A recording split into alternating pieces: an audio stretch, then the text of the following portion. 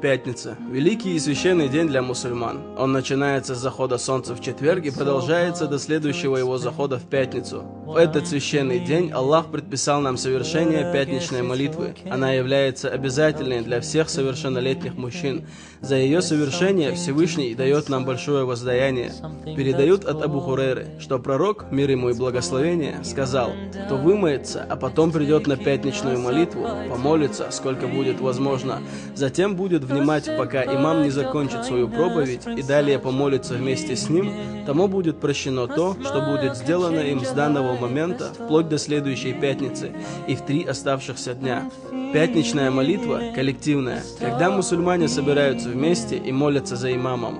Она каждую неделю еще больше объединяет всех мусульман. Этот день каждый должен оставить все свои мирские дела и вовремя прийти в мечеть, посвятить это время служению Всевышнему.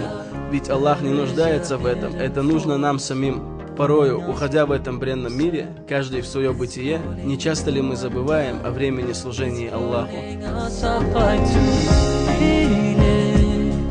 A simple act of kindness brings such meaning.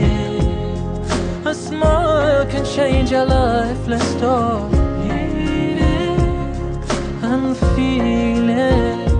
Let's start healing. Hearts in the hand of another heart, and in God's hand.